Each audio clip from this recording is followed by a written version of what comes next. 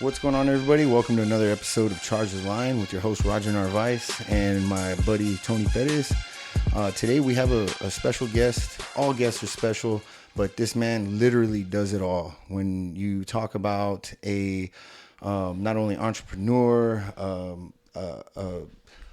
a father, a family man, a doctor, collegiate athlete, now author, like the podcaster, the list goes on and on. So we're excited to have Dr. Chad Peters on our show today. Chad, what's going on, man? Yeah, I love it. Thanks for having me on the show. Yeah, we're super excited, man. We've been wanting to do this for a while now, but you know, with the holidays and the captain's test that I was freaking trying to get through, finally had some time. So I definitely appreciate you coming in to make time. I think it's a real life about it all, man. We all have a busy life. Absolutely. So even to get together like this is fun, man. Yeah, for sure. So, you know, I want to get into a little bit of background on you first, kind of introduce yourself to the audience, where you're from.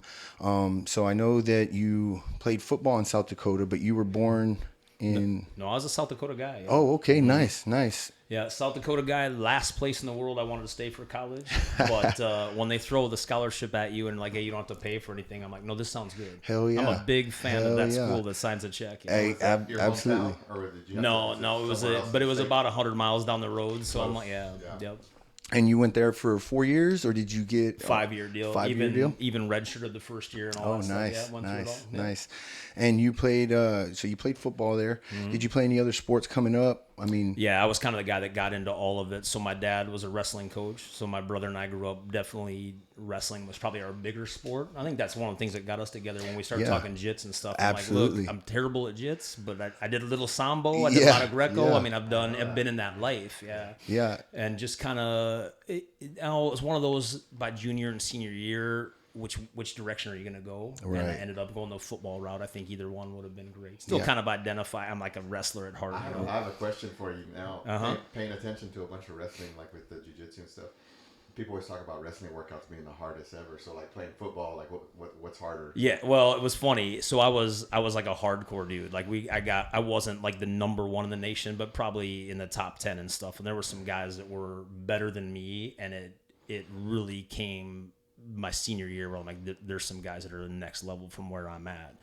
But yeah, going to college football, very wimpy as far as the workouts. Yeah. You know, so I get there and I'm like, wait, we got to run 40 yards.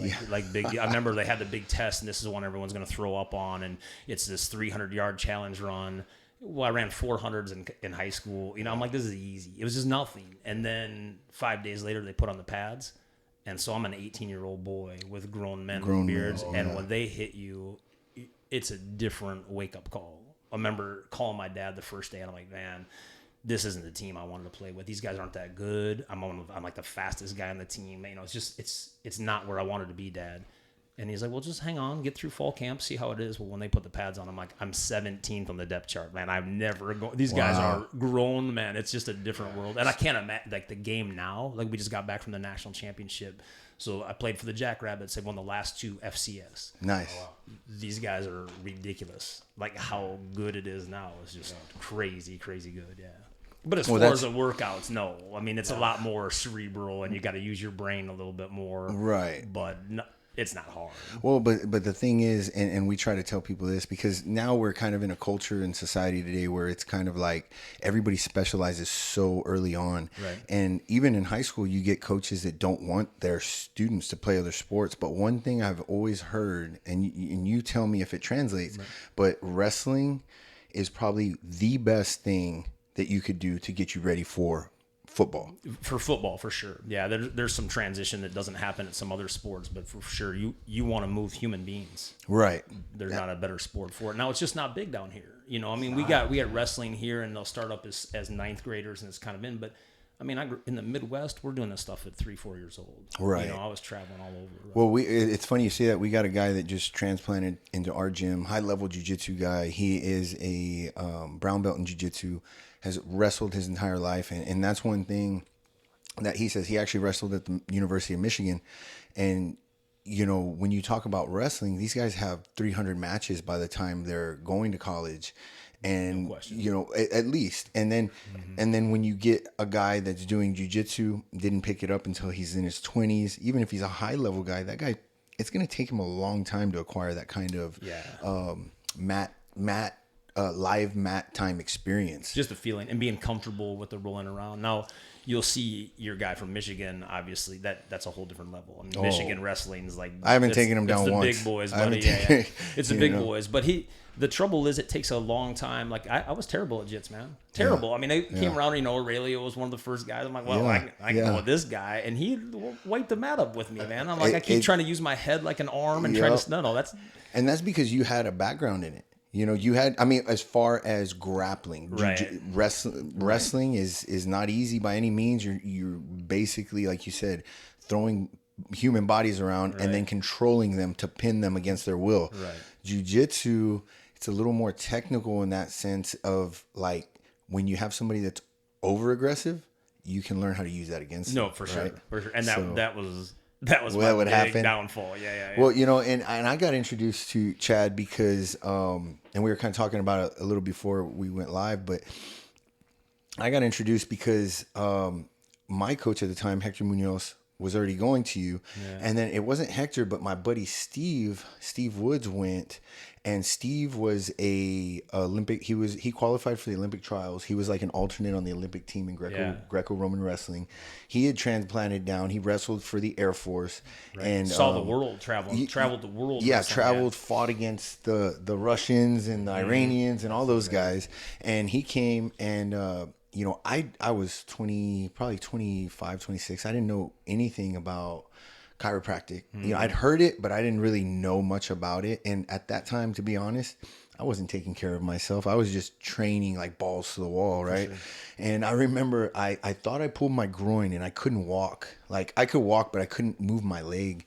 And I went in and saw Chad, and he did a little snap, crackle, pop on me. And next thing I know, like I had full range of motion, and I was like, I need to stay consistent with this. And for years I did. You know, I've probably, as I've gotten a little older, it's become harder to find time, but I definitely need to make time because that was a huge thing for me as far as recovery. It's like harder to find time, probably more important now than it was back. Exactly. Especially the older we get, you know. But that's one thing I love about your approach to sports medicine, to chiropractic work, is the fact that you were an athlete, right? So you know the importance of, hey, doc, I got a fight coming up. I can't take 3 weeks off. I think it helps for sure, yeah. I mean, I've always got that. I think being an athlete myself, and then the experience my wife and I had working with the NFL and working with Major League Baseball, where we're not doing like your grandpa's chiropractic. It's more like athletic training, and by the way, we can kind of move some of the joint stuff. So it's a different version. And I think, you know, when we're getting into all this stuff with like TikTok getting really popular and these chiropractors that are doing the pop and crack videos, and there's the Crack Addicts TV show, it's good for the profession, but it's tough for like the general public to get. Like that profession is going through changes similar to what medical did 100 years ago. I mean, there's 15 different styles of chiropractic. So, really, you know, I mean, 100 years ago, like when I teach this stuff, I'm like, 100 years ago, the guy showed up at your house. He had the little black bag. He had the little shiny thing on his head. The same guy that would deliver your baby would set a broken bone and would give you medicine and you were sick. Like you would never be at a gynecologist and be like, hey, what's this clicking in my shoulder? Right. That's where chiropractic is going. The people down the street, they're doing a totally different version than what I'm doing. And I think that hasn't trickled in yet. And that's the one thing, like, I'm always out there trying to, like, I need to educate more and I need to be aware of it because it's a different brand. Well, and it constantly evolves. I can compare it. I mean, we could compare it to firefighting as much as jiu-jitsu, as much as anything else. I think oftentimes when you kind of allow yourself to rest on the knowledge that you had at one point, you don't realize like there's so much more out there. No. And I think that's what keeps you on top of your game, because obviously your business is successful. You guys have been around 20 years. 20 years. I was going to say, I knew it was right around that time. And I mean, you guys are still kicking ass. It's fun, man, but it's I'm always changing too. I mean, the stuff that I was doing 4 or 5 years ago is so non-validated now and is so old school that even that's changed. And I think if you're not going to stay up to date like that, find a different career, you know? Absolutely. And besides, how do you keep yourself from getting bored? I mean, you imagine if your role was the same thing 15 years later and you're walking in the door today, I mean, you're going to just get bored with that. So I'm always trying to like scratch out and figure out, okay, what's new? What are they doing at the pro leagues? What are they doing in the top leagues? So you're constantly researching to find that I'm stuff. just always experimenting. Because at this point, I mean, you are the mentor, right? You're not the student anymore. So, and I find that's what makes it almost difficult for me as a coach is, you know, in firefighting, I got this guy that I can go and ask questions about things with. I got my captain. I got guys that have more experience and time in. Even though I've got a considerable amount in, there's guys that have a plethora of more knowledge than I do.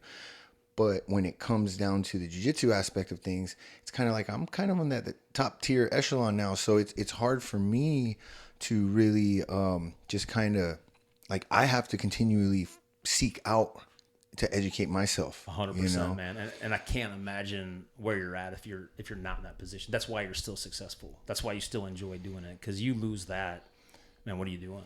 Time to find something different. I mean, I remember doing jiu-jitsu stuff with Machado.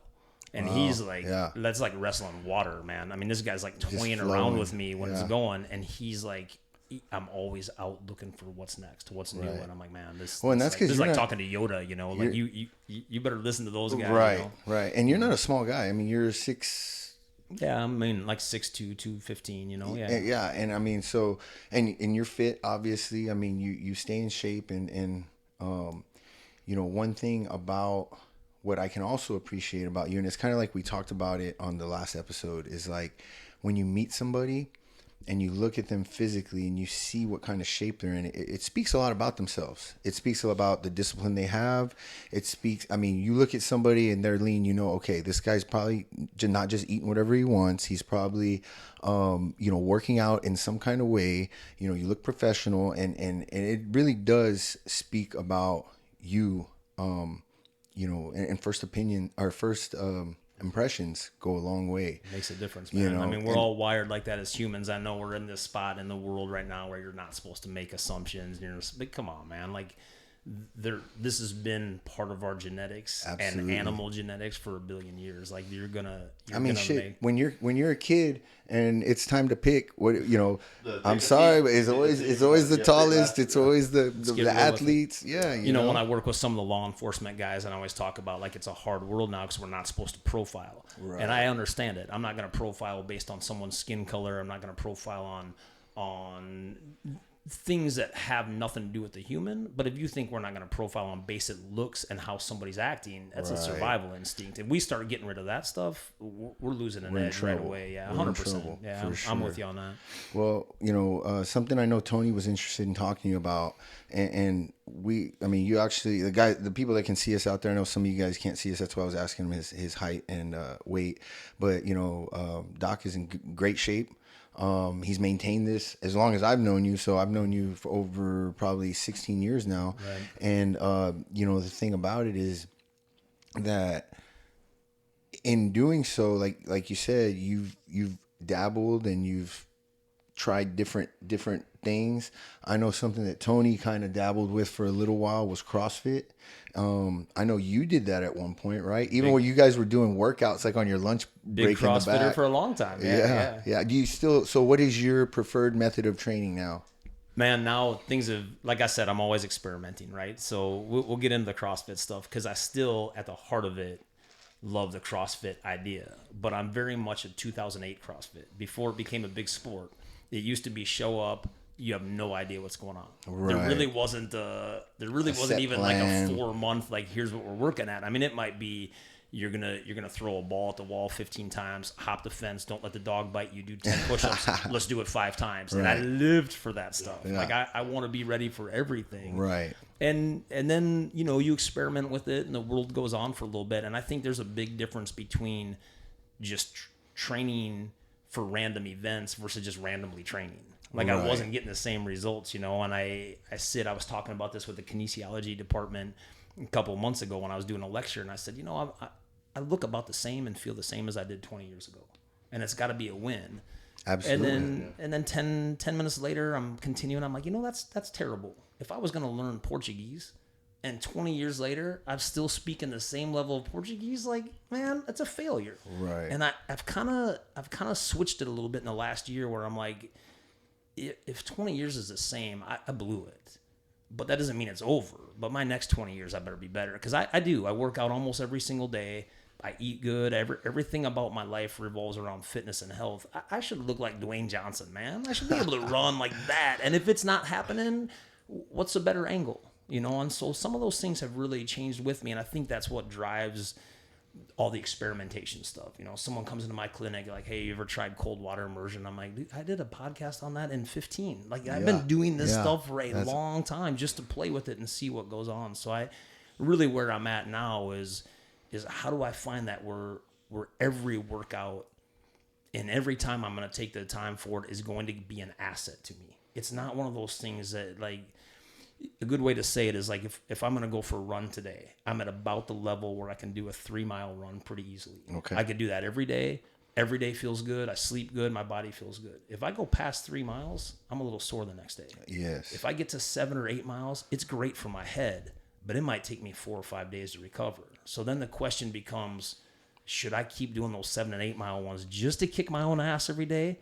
Or is that a long-term loss? Right. You know? It's almost like risk versus gain benefit, right? You just want to find that. You want to find that perfect level of like, is every single thing setting me up? And that's not unique to me. Ross Edgley's who came up with it. I mean, the guy swam around Britain. He knows what he's doing. So would you say that, I guess, CrossFit kind of takes that opposite approach where you're kind of pushing almost on a regular basis to that limit? It'd be funny to see what you think about it, Tony. I think the mentality of CrossFit has got it right. The problem is once you get in there and the three of us are going at it and that timer's going, as a man, it's really, really hard not to just peek over and compare myself and be like, damn, I'm going to stick Roger today. You know, I'm going to get him. And that's what I was finding. But I've also been around sports my whole life, that one of the things that CrossFit is going through, and they're doing it pretty well, is it's become a sport. Right. So if a guy like me goes in there and they're like, hey, you're going to make it to the games this year, that's not, I want to look better naked. I want to feel good. Absolutely. I'm not in to try to do 420 pounds on my power cleans and have a hemorrhoid for a week. And that's not where I'm at anymore. And I think it's a hard switch to do, especially for the people that are untrained and they start tasting that for the first time, man. It's a fun flavor. It's so, I'm not against it. I think it's a great tool. And man, you guys don't know this, but when I was speaking a lot for the National Strength Coaches Association, they damn near blacklisted me because I was very pro CrossFit. Really? I'm like, don't start taking a stance against a company that has 11 million people doing a workout on one day. Like, this is a good thing for the planet. Look what it's done for Olympic lifting. It brought Olympic lifting into popularity that was never everything. You know. What has it done for gymnasts that are done with gymnastics? All of a sudden, you got a way to make $1 million and be a celebrity. Like, I love it. There's very little negative to it.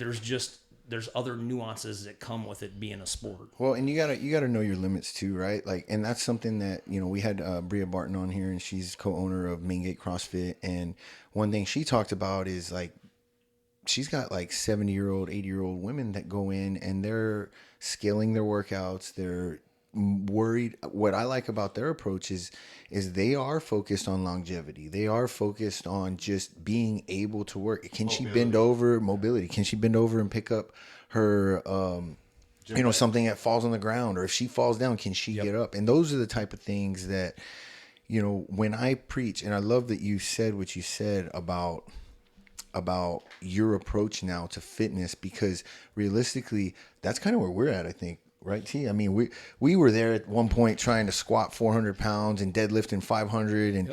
And then I remember and it was a freak deal because I got hurt. I didn't get hurt. We deadlifted one day and it was no weight heavier than what we had. Wasn't it one of the CrossFit challenges, 225 deadlifts for a minute, 3 minutes or something. It was 3 minutes, 315 pounds for as many as you can. And Tony's like, check this out. And the fucking ego in me is like, well, first of all, I'm seeing some 50-year-old dude who's jacked, but he's doing it. I'm like, I'm 30 something. Like I can do this. And no, he did it like 30. I did it 27 times, and after that, but then deadlift for 6 months. I could not. Right.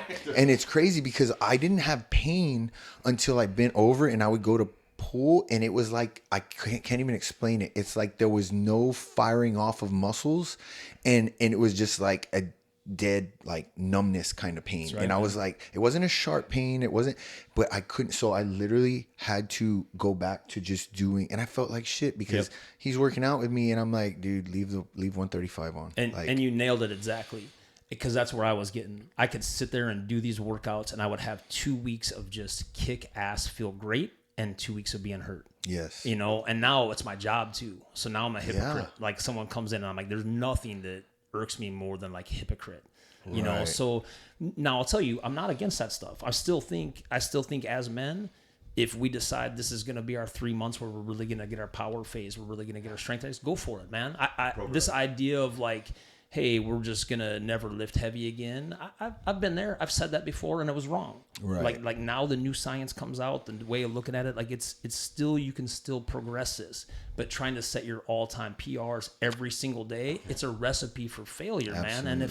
And if at the end of the day, you did 200 great workouts in a year, or you just modified a little bit and you got 340 good workout, like, you're way ahead, man. Right. Like, way ahead. And that's kind of where we're at. I mean, we still lift heavy. Like, we still for sure, man. lift heavy, but like today, shit, I damn near probably scared everybody in the athletic club because like we're doing sets of 225 on squats with elevated heels, and we're getting good depth, and we're doing 3 sets of 20. Mm-hmm. Now, we still do our 315, 365, but we're not pushing to where we're doing like 1 or 2, 3 reps. We did that. Actually, Tony came with a workout one time and was like, we're going to try this. And we both tried it, and I broke faster than he did because I was like, T, I can't, like, my shoulder, I'm waking up and my shoulders hurt, my elbows are hurt, and he kept up. But then even you had some issues, I think, with, was it your shoulder too, or your elbow? I think it had a lot of barbell bench back then. We did. Stopped doing all that. We're using dumbbells now. Dumbbells. And just trying to be smarter about it. So this, like I get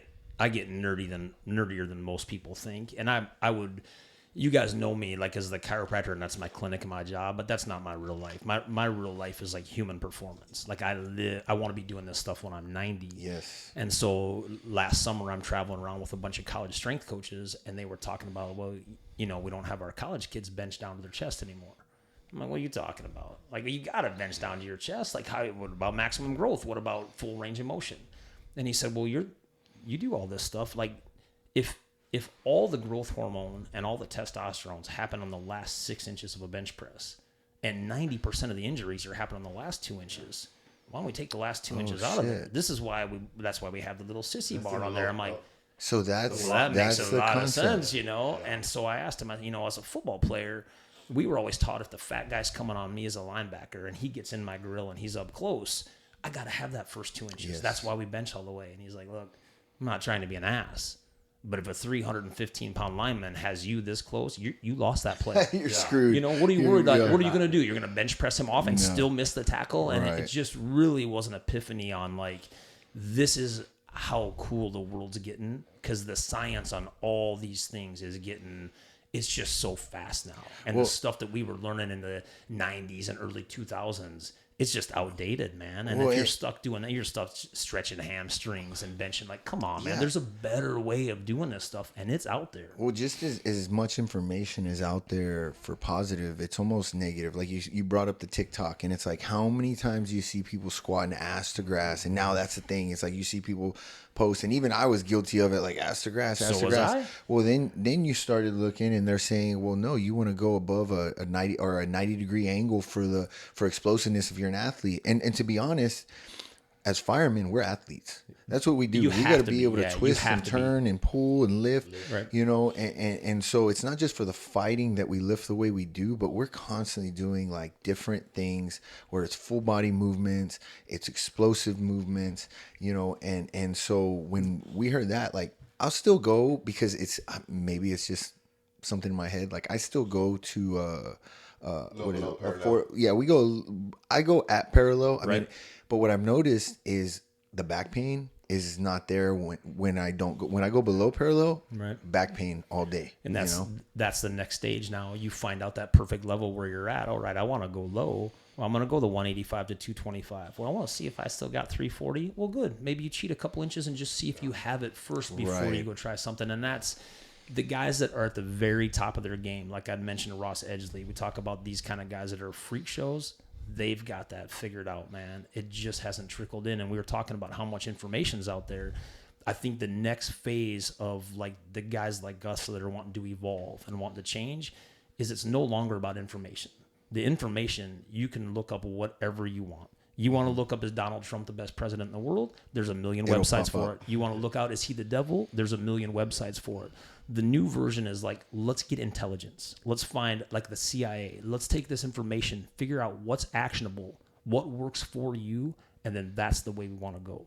Because finding information is just ridiculous. I mean, my kids, I'm no expert to my kids. They follow the same TikTok stuff and like, hey, Dad, I can do this and increase my vertical 6 inches. You're like, come on, man. Come on. Like, you just can't. Okay, you believe it. Let's try it. Right. Just try it and see if it works. And then if it doesn't work, be true to yourself. Now, is there another way to do that? And I think that's really, there's a group like that. We've talked about some of the other guys that we all look to achieve to be with in podcasters. They're starting to figure this stuff out, and they're going a long way with it, man. And it's super exciting. Yeah. It's just not what people want. They want the quick little fixes. I'm like, damn, man. So what do I do as a career? Do I give people what they want, or do I give people the new stuff on? But that's everywhere, and I think everywhere. The problem with it is it's become us as a. Not even a society, man. It's become us as a world because of the fact that technology, as great as it is, it's too good.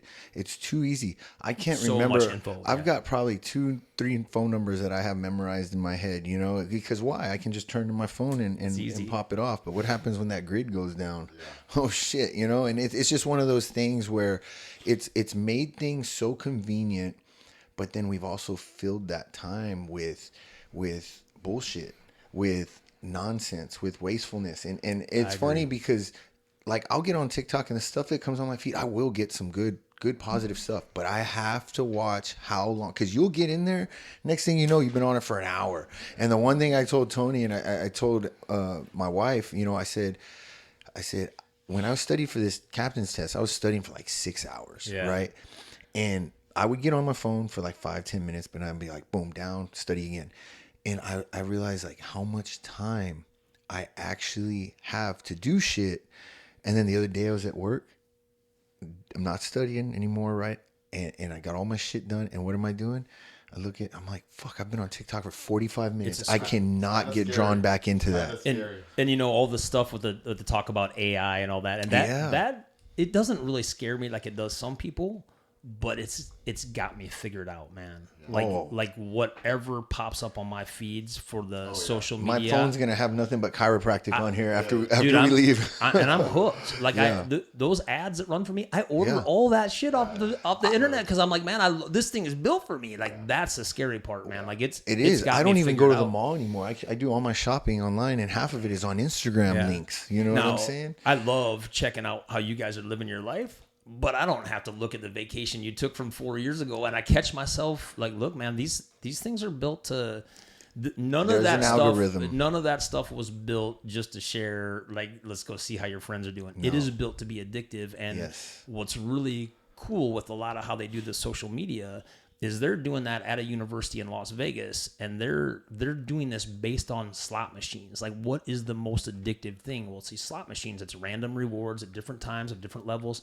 That's social media has got this figured out, and now the advertisers are coming in because it gets you hooked. It's hooked. And I think if you can just have the awareness sometimes of like, hey, it got me, and you can giggle about it and not beat yourself up, then you're fine. But when you're stuck in your screen time saying 7 hours a week, or and it's been not sleeping, like trying to go to bed. Oh man, I've told my stepdaughter, man, I literally have told her, like, do you realize, like, have you ever checked your screen time? Mm-hmm. Like 17 hours. Like, do you realize you're on the phone? Like, and that's not just her. That's a generation. I've gotten to where my daughter, I told her, you get 1 hour on your phone. She has a phone. How does she do with it though? So, Because I've got the girls the same age, and they're just like, Dad, didn't you used to watch TV? Or they'll say, Dad, I'm not watching football games on a Sunday. I'm like, it's a fair argument, and I like it that they're at least doing that. But I'm like, if you're scrolling nonsense, at least be aware that it's a nonsense. But I don't know where it's going. Hard. I mean, what do our grandkids? What are they going to be doing? I mean, are we even going to be able to have a conversation? Robots. Right, and that's the thing that gets me at the dinner table. I looked and I said, you know what? We're like everybody's on their damn phones, and I made it a point. I said, put your phones up. Like everybody's phones are up, and so when we come home, and it's funny you say that because they watch you. Right, your kids watch you, and you got to lead by example. And I'm there, and the other day, Cynthia, she comes over, and I didn't realize it, but she wasn't on her phone. She does good, right? She listens. She's a good girl, and she came up, and she's like, gives me a hug, and then she's just kind of like there sitting by me, and then I'm on my phone, and I realize like, put this fucking thing down. Like you're doing exactly what you don't want her to do. I'm telling you, man, they're built. It's casinos that are teaching these guys how to do it. It's a real thing. Yeah, no doubt about it. Well, it's a hard mix, man, and I don't want to beat down on that, but I go back and forth because we didn't grow up with like the YouTube and the videos how it is.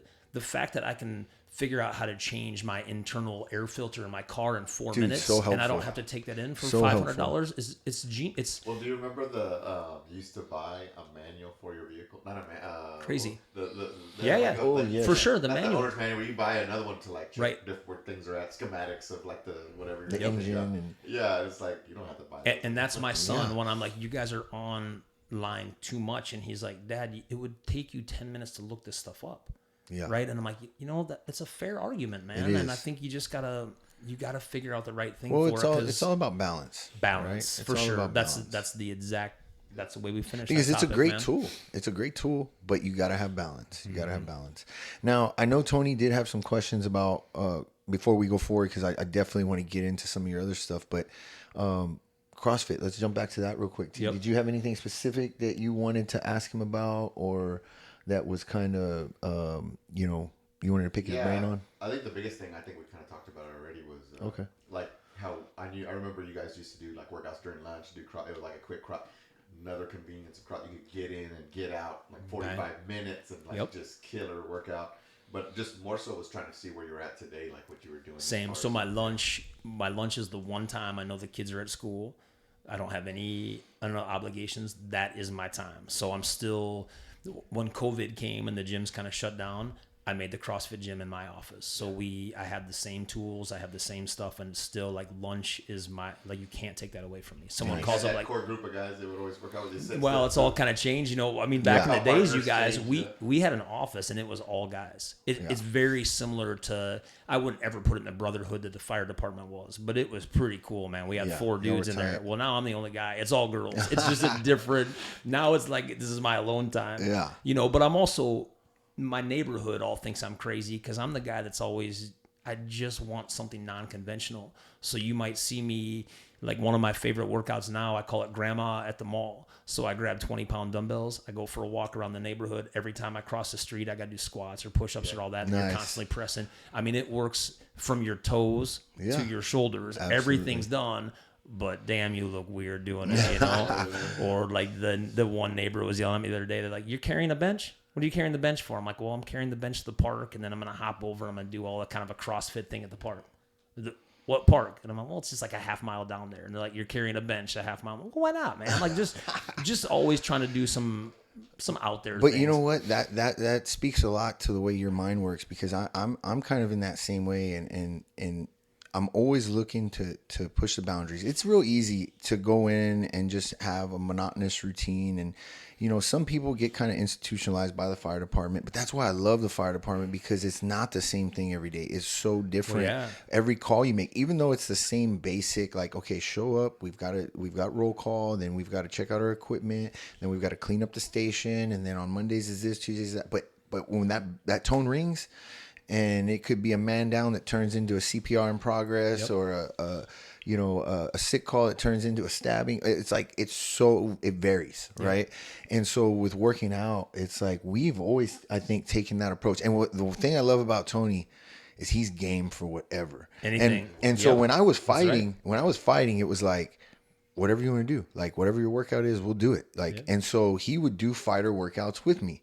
And then it got to where, you know, I wasn't fighting anymore, but we just like to change it up. And I mean, sandbag throws and box jumps. And, you know, we do the unconventional stuff because that's what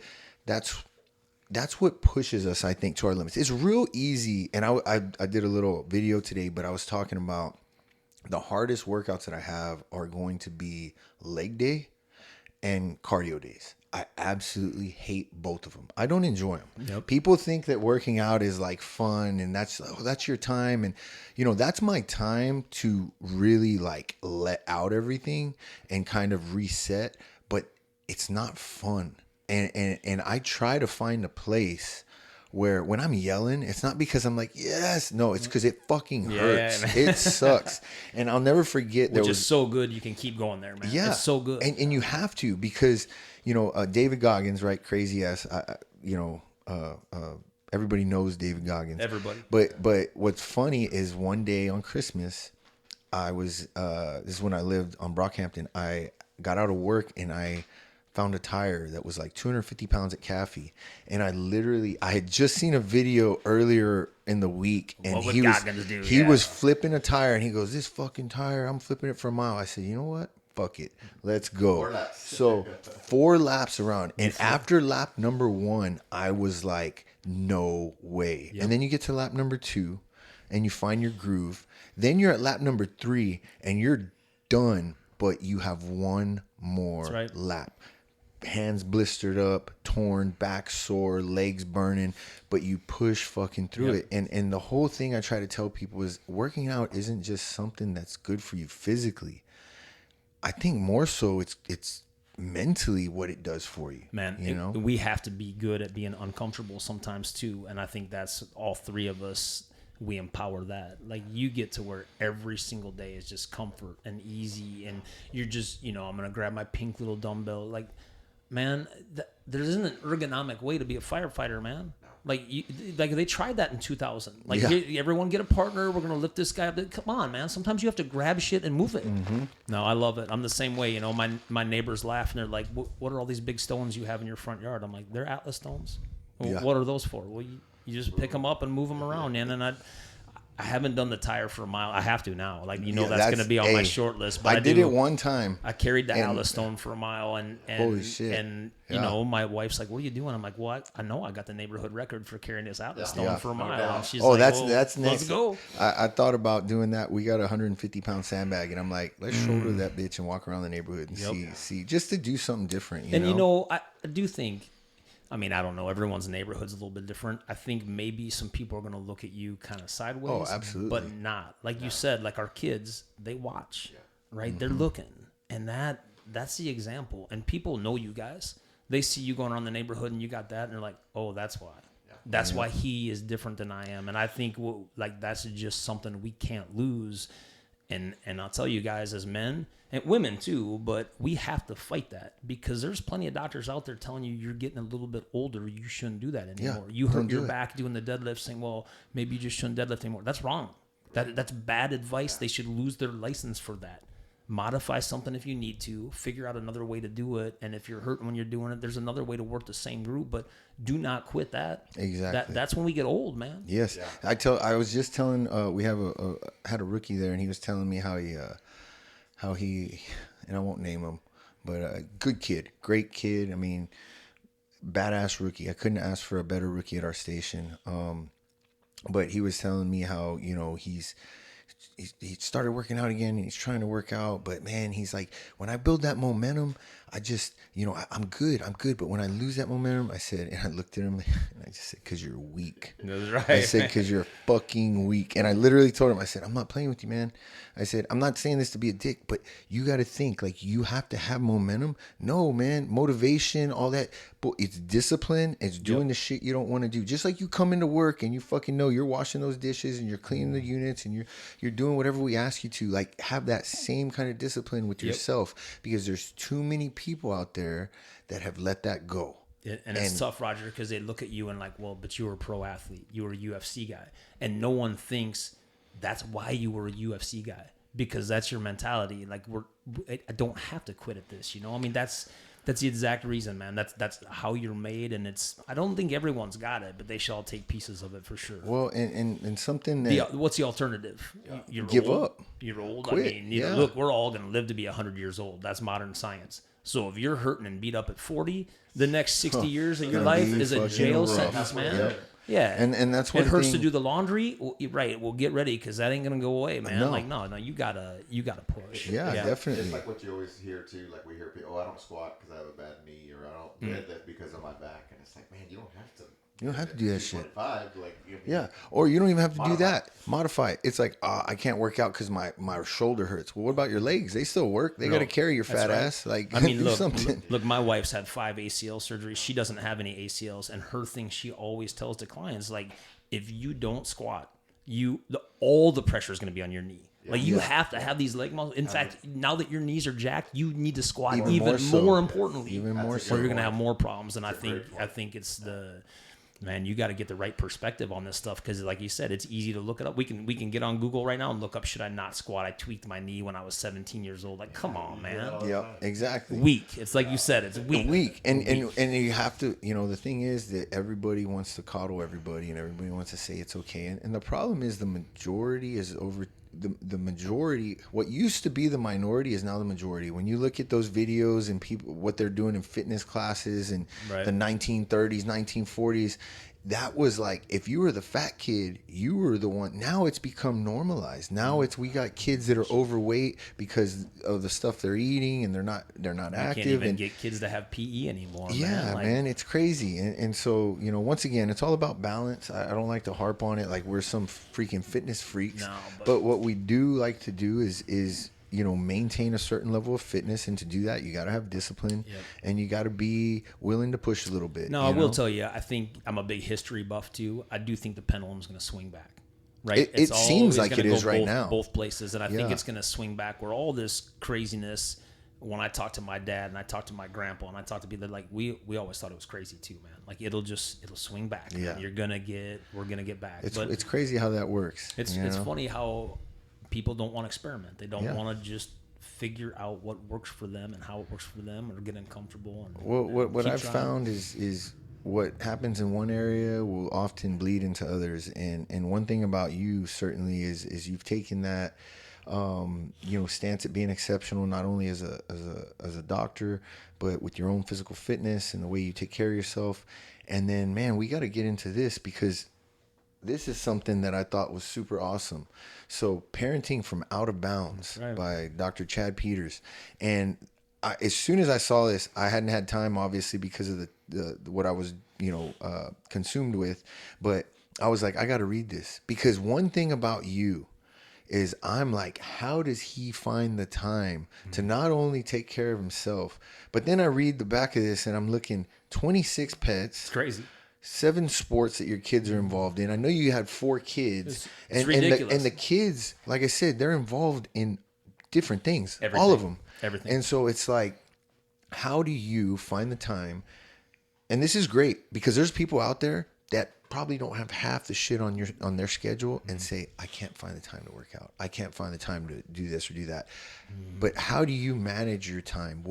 How do you prioritize it? And what's obviously family is most important to you, I'm sure. It's definitely what the priority is right now. I mean, it's family time. It's my kids' time. I was blessed to have fantastic parents.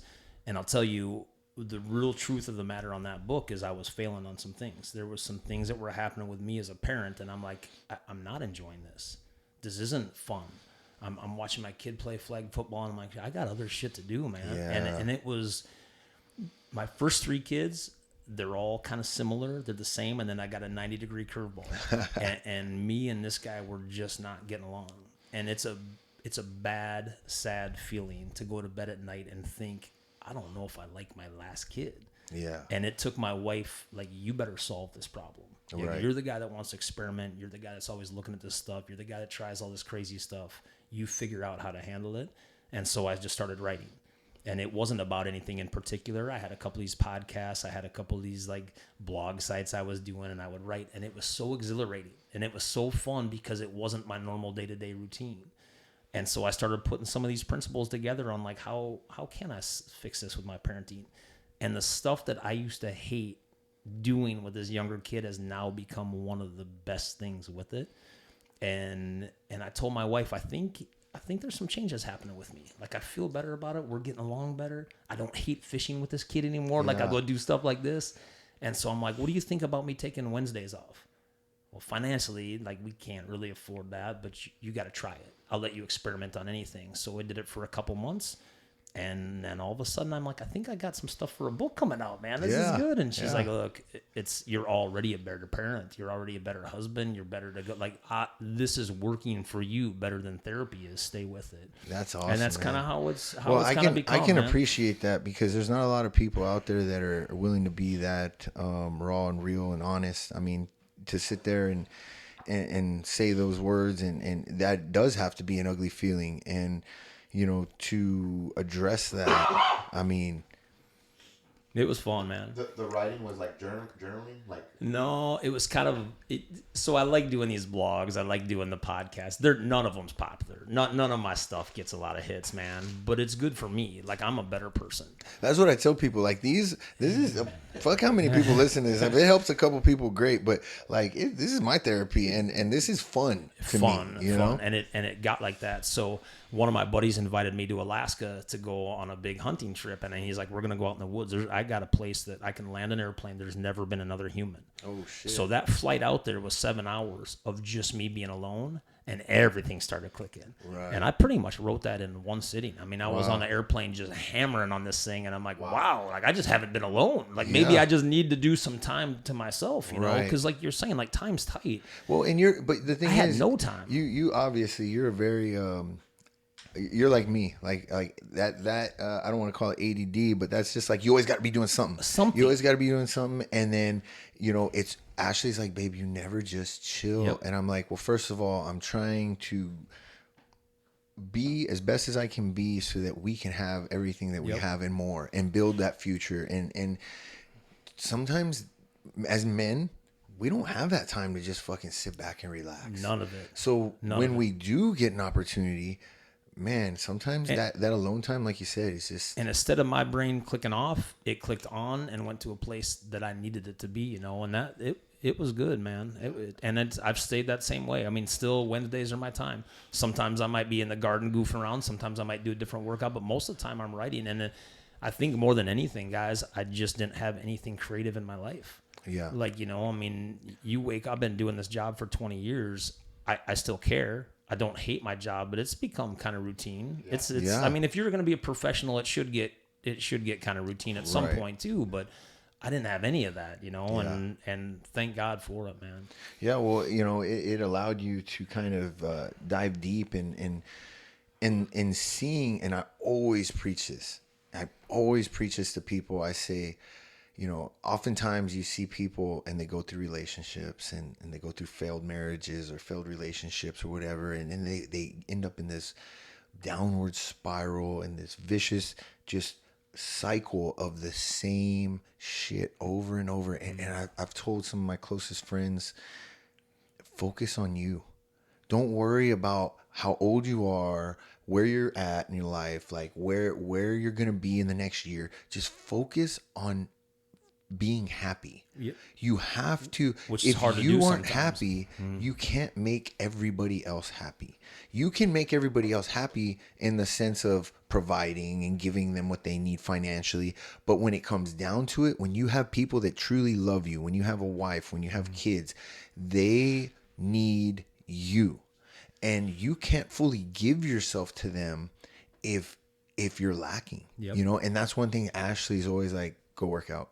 Yep. Like, go work out, do what you need to do to get it. Go work out. Yep. And that's been something that's been hard on her with the baby, because she's so attached. And I'm like, babe, you need to go get your nails done. Like, she's going to be okay. Like, you need to take that time and just with no worry in the world, because, man, I tell you what, moms, a good mom, a good woman, they're fucking super.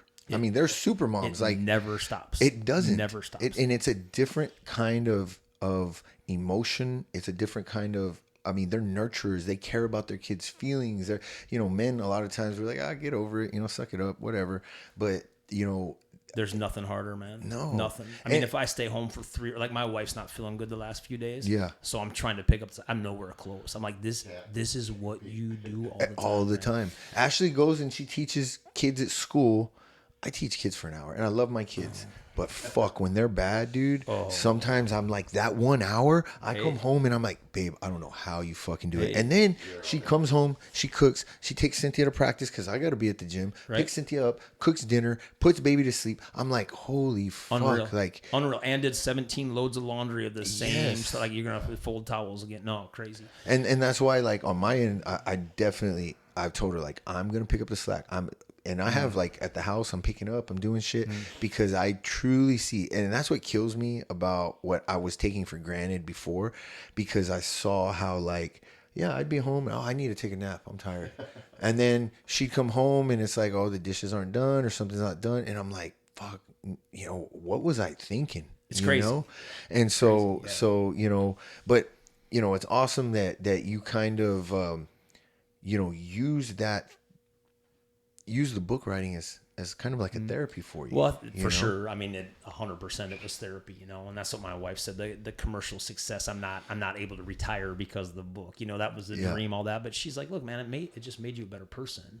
But I think the three of us too, though, we're wired in this way that we always have to be ultra productive, and so I'm a big podcast devourer. I'm a big information devourer. Yes. I'm always experimenting because I want to know how does all this stuff work.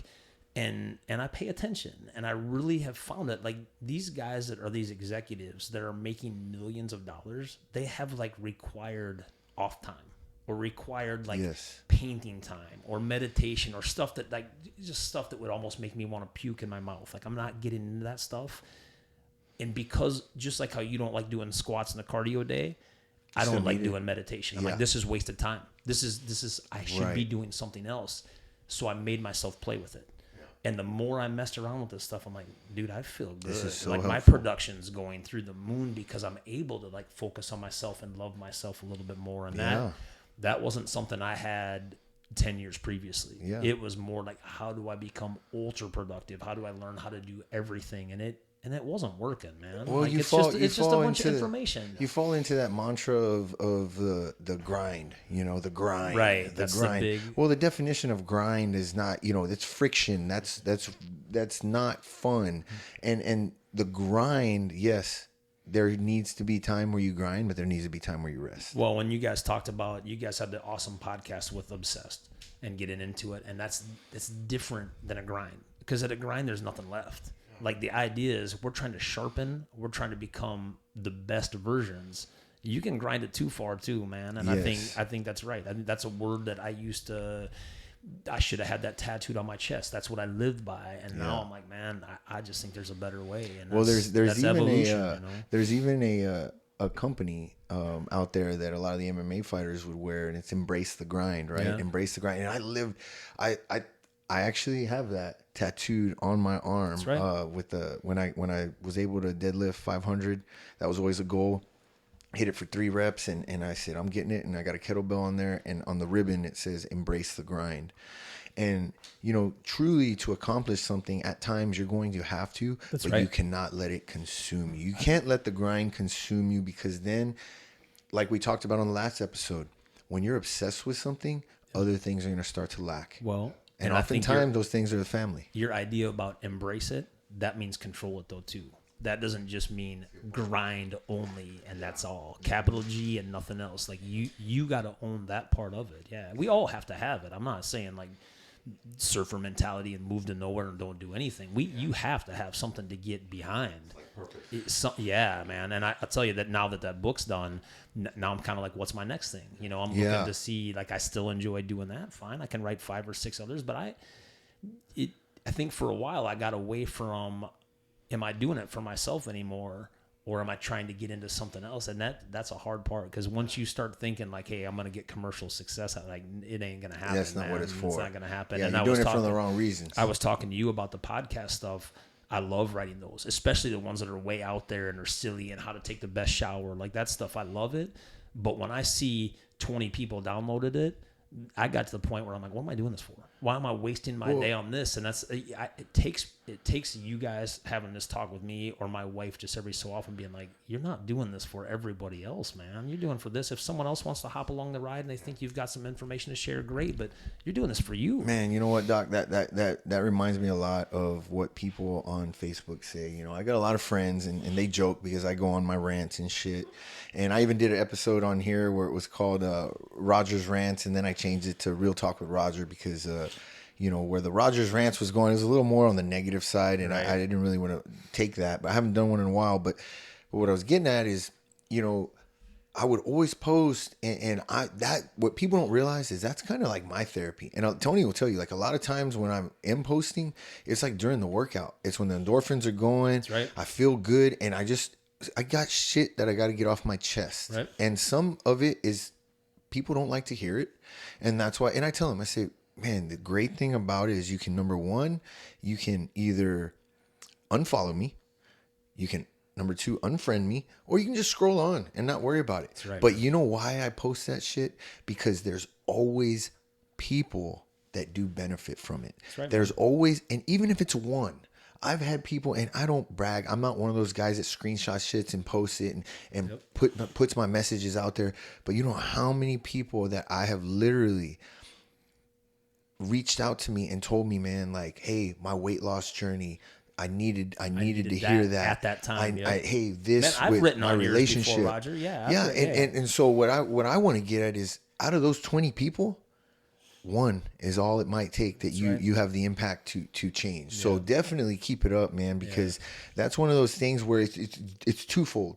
Yes, like your wife said, you're doing it for you, right? But you never know. There might be that one person that needed to hear something, needed to hear a tip, needed to hear a message that really impacts their life in a positive way. Yep. You know, and to circle around, we're all parents too. Like if you can't do it for you, it's going to affect your kids. Absolutely. You know what I mean? Like I said, the cover of that, Tony, that was a bad day. It was a bad decision day by me, because that was one of those, no, we need to have it planned. If we're going to go out there in the jungle, we're going to bring some backpacks, we're going to bring all our stuff, we got to be planned. And it turned into one of the most marvelous days. And it really, like, I remember walking home and I'm like, I got to get out of my own way. Like, let the fun happen, let the life happen. And that picture will always be, I mean, I have that blown up as big as a wall in my office, because it shows me a day where I screwed up, man. I got this great family, and I'm trying to put a damper on this, like, crazy time. We do that with so many things in our lives. Everything, like, and then good enough alone sometimes. Like, it is. Well, you know, one thing about this is, obviously, when you can tell, you know, I don't know if you guys can see it out there on YouTube land, but, you know, he's got his kids out there. They're swinging on a tree like a bunch of monkeys and look like they're having a blast. But that definitely isn't the beaches of Corpus Christi. Mm-hmm. Where did you say that this was? So it's got a little story behind it, man. This was Costa Rica. And my wife, about 7 years ago now, she decided she's going to start doing secret trips.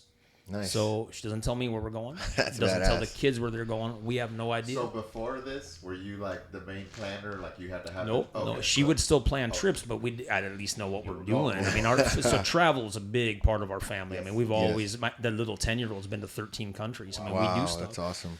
So she gets us this trip, and I was uncomfortable the whole time. And I'll tell you, it's a big part of, I've really started loving being uncomfortable. Like, I've got good at it, and it's fun. And so we're in the middle of this jungle, way out. I mean, there's not another human anywhere. So I'm nervous, like, as security dad, like, man, someone comes to jack this family, we're in trouble, man. I mean, we don't have guns, we don't have anything out here, and it's a little scary. And then, all right, maybe this is okay. This is fun. And now it's one of my favorite things. She's got another one in the works right now. We wake up, we get on the kids run down and, you know, my older son, he's almost 16. He's like 6'6". He's a beast. He's like a little kid. He runs down the hallway. Can't wait to see where the plane's going the next time. He's 6'6". Yo, he's huge. Holy man. shit! Because I mean, the last time I saw him was probably a decade He's ago. not that little guy anymore. Yeah. And it just hasn't stopped being fun, and it's been, you know, everybody's got a top 10 list of everything, the best trips they've been on, the best places they've been. My top 10 list is always shifting with these great days because of stuff like this. And it's just been, there's a lot of reminders on that stuff. I mean, we're a very blessed family, man. We've had a great life. We've done a lot of cool things together, and and you got to make it, man. And you better have the green lights awareness to say every so often things are going great. Yeah. Like acknowledge that. That's what I love about you though, is that like, you know, you see a lot of people, and a lot of times they leave the kids at home, or they go and they experience things and don't bring the family with. But you guys have never been like that. You know? It's always all of y'all, you know, together, going somewhere, doing something, and it's always something pretty cool. It's pretty cool, and it was never planned. You know, I mean, not too many people know this, but we weren't ever gonna have kids. Oh, I mean, I still talk to my friend Arthur Haas. He's like, I remember coming into your office when you guys were young. I'm like, no, we're not having kids, man. We travel the world. We do. Yeah. I got my friends from India. We got to go see him, and you know, the kids started coming like 4 and 4 years, and we're like, this is nuts, and we just kept them. Well, because you have the oldest, and then you have twins in the middle, twin girls, and then you have your. And we got the little curveball that we've got everything squared around with him. Was he planned? None of them were. Right? None of them. Okay, so it just happened. No, it's the way she was on birth control for all of them. And it just shit! Oh, that's scary. But I can't imagine it changing. And I mean, it's who would ever thought I'm gonna be like the dad. And no, I say that's scary because you always hear the horror stories of, like, I shouldn't say horror stories, the blessings, right? Because I just got snipped after this last one because I'm 40 and I'm like, I'm good, no more. Right. And right after that, one of my buddies right in the fire department posted that he's having another one after. He goes, I guess it didn't work. There's no guarantees, and I was like, oh shit, because I never went back. I was like, oh, it worked, you know. It felt like it worked. Shit, you know, I didn't go through that for nothing. But yeah, that's quite a task. It's wild, man. It's not what I thought I would be. I mean, I had an amazing dad. I'm sure I said in high school or whatever, I want to be a dad when I grow up, but it just wasn't in the plans. But I would never change it. It's by far the focus of my life. Well, it's funny how, you know, sometimes God changes our plans. And one thing I definitely always thought, I used to joke around about it. It's, you know, I don't produce women. I said, that's what I would always say. And now I live in a house where I've got a stepdaughter. I've got, you know, Cynthia. I've got Eliana, and I've got my wife. And it's like, man. And you it's can just try the way to it works out. You can try to plan life, but that's not how it works. Yep, exactly. Yep. So out of those places, what would you say is your most favorite experience that, you know, place, and why? Is it, you know, the environment? Was it the weather? You know, what stands out in your head? There's been a lot of magical places, but we did Kenya a couple summers ago. Really? Wow. And Nikki had booked this stuff during COVID, and everything was on sale. Nobody was traveling, so we get to this place, and it's what you think Kenya is going to be. It's a safari. It's all this stuff, and the guy drives us, and we get in front of the hotel, and we're kind of checking in, and it was just different. I mean, we're in Africa, so things are a little bit different. I'm like, where's all the other guests and stuff? Oh, they're around. I'm like, well, there's not really a place to check in. He's like, no, this is your house. Oh, like, shit. You've got the villa. Well, like Jay-Z had stayed there. Oh, nice. I mean, Nikki's like, man, I didn't think this was very expensive. Like, we got it. So that hotel, that like resort, all assumed we were like mega rich Americans, and we're not, you know. And so they have a butler, they have like a maid, they're doing dinner. We don't go to dinner with everyone else. They bring it out there, and we're having dinner with elephants and zebras. Amazing. And it was always like a big 2-hour production, and my kids didn't want it.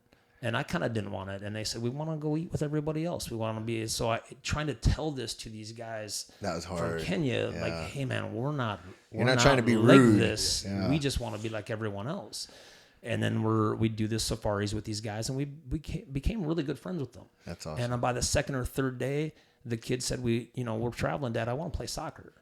And so I tell the guys, like, hey, we want to get a soccer game going with y'all. So we're out at the pool and we're hanging out, and they bring out these professional soccer goals, and they're getting them all set up on the grass. And I said, no, man, we're not looking for that. My kids want to play soccer with you. Yeah. They came all the way over here to Kenya. They want to play with Kenyans, man. Yeah. Well, I'm not sure we can do that. Like, what are you talking about? I'm like, well, you guys got to have a break sometime. Like, you get off work, let's go play. And we want to play where you play soccer. So the guy kind of figures it out. Fine. It took a while. And we end up playing soccer with like Cape Buffalo poops everywhere on like a full dirt alkali field. Yeah. The goals are rocks that have been stacked up. We got to chase baboons off because they're getting the balls. And it was the all-time greatest moment. Like, just the coolest. That sounds like Jumanji, right? It was just incredible. And then we're talking to the guy, and I said, hey, I don't know if you ever get a break, but why don't you come on the safari with us? Like, these are like your pets. Like, you know that cheetah had 4 kids. Like, you get it. Like, well, no one's ever asked me to come before. I'm like, what will your boss let you? Well, I don't think so, man. I got to work. Well, the boss is like, no, I like to do whatever the white people want.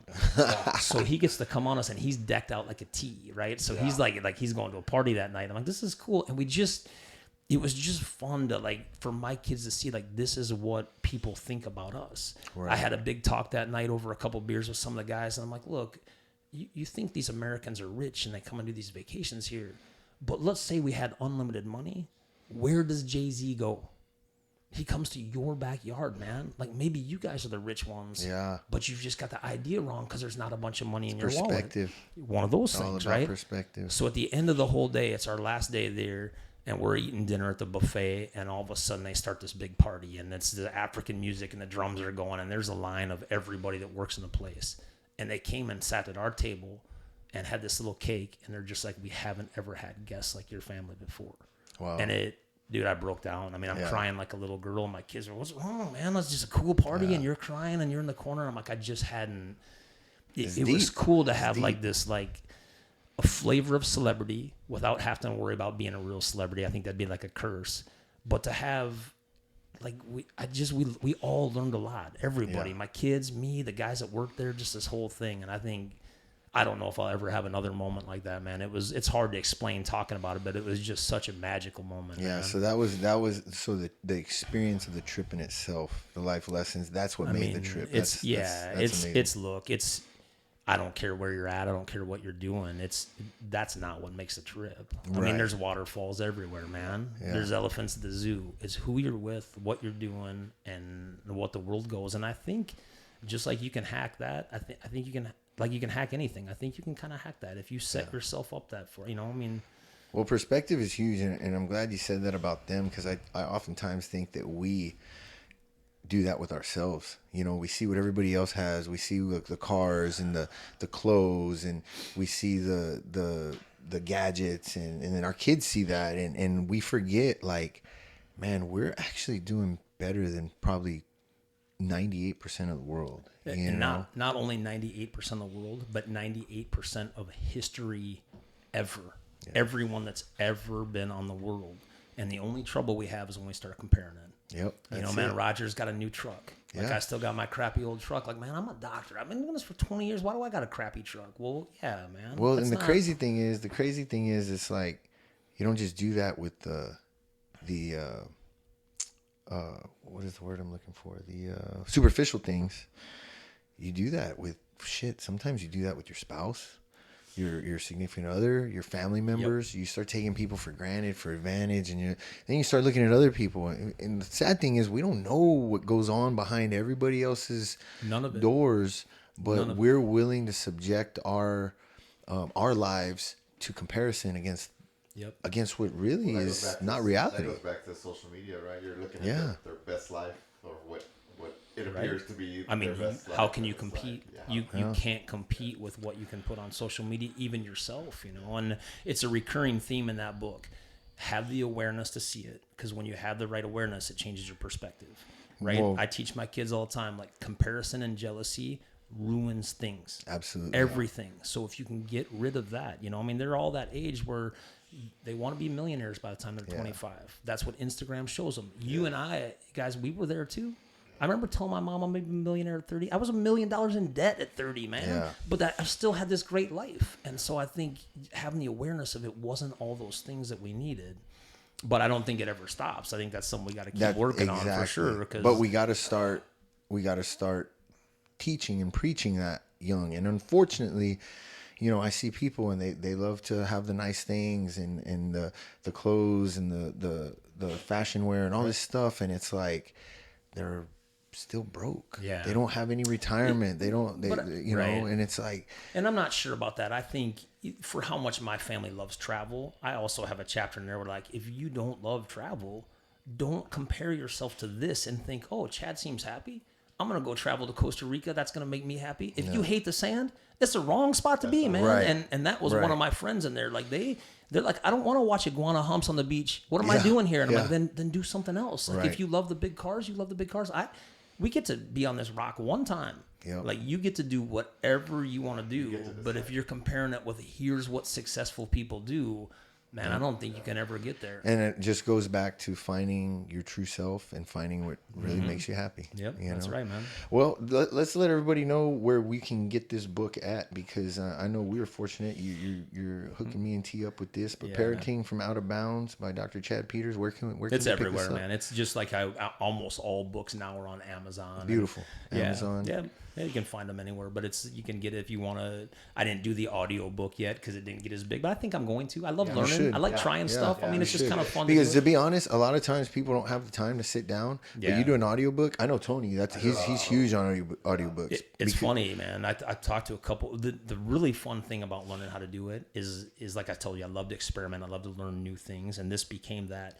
When I would pitch this to agencies, I was negative, just like everybody. I got cut down by 100 agencies, but a lot of them would call me back, and that was the cool part. Having these guys call back and they're like, "Look, your Instagram's only got 1,000 followers. We need 1 million followers before I'm even thinking about taking a book, because that's not the way it works anymore. We're not trying to discover somebody. We're trying to take someone famous and get them a book." And I'm like, "Man, I appreciate that. I'm not gonna hate you for that. I appreciate it.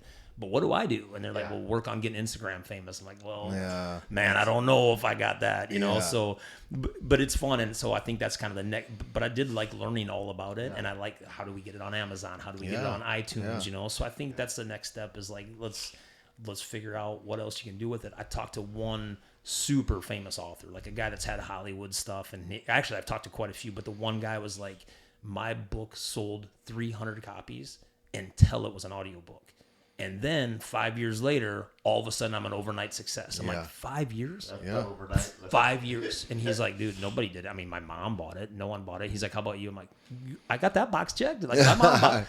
But, and he's like, just start playing with other stuff, or get on your next thing, or whatever you are. But he's like, it doesn't mean you can't start playing with it, because it doesn't take years and years like it did back in the day. Yeah. Stuff's pretty easy to do now. Yeah, so cool. Well, it's awesome, man. Like I said, I definitely appreciate you coming in. I know as busy as you are, and with the kiddos and the sports, and your son Duncan in high school basketball games now, I saw the other day. He better get it tonight, man. Let's go. Big game against Carroll. Yeah. That's awesome. That's awesome. But I definitely appreciate you stopping in. We always like to give our guests a little exit shout out. If there's anybody you want to shout out, or your business, you let people know where they can find you. No, I'll tell you, man. I just really appreciate the town. Like, I think we're very blessed to be in Corpus Christi, and I, some people know this stuff, but this was going to be a 1-year stop for us. Like, my wife was set to be the first female chiropractor in the NFL. We had everything we wanted. That was our goal in life, and it was right there in front of us, and we fell in love with this town, man. That's awesome. 21 years we've been here. It's been a fantastic life, and I'm such a proponent of this town and who we are, the friends like this. Guys, this was good for me today. I needed some of this in my life, so really good to be here, Well, we definitely appreciate you, man, for coming in, and for anybody that needs to get some work done, or having any kind of injuries or ailments, man, I recommend them. I've trusted my professional career with you for several years, pretty much all throughout, and you guys helped me more than one time get back into fighting shape, and really, I feel like extended what could have been a shorter career. So thank you for that. I don't think you're done yet. We got to make this go again. I'm getting excited to get you rolling again. That's what everybody's saying, but I'm like, I got other things on the horizon. Plus, getting kicked and punched ain't too fun anymore. So, but thanks for coming in, Doc. We appreciate it. Before we leave, I do got to give a special shout out to one of our sponsors that's really picked up and helped us out with their sponsorship. But Protect Seamless Gutters, my boy George Rivera, Billy Bellew, both first responders, both work with the CCFD.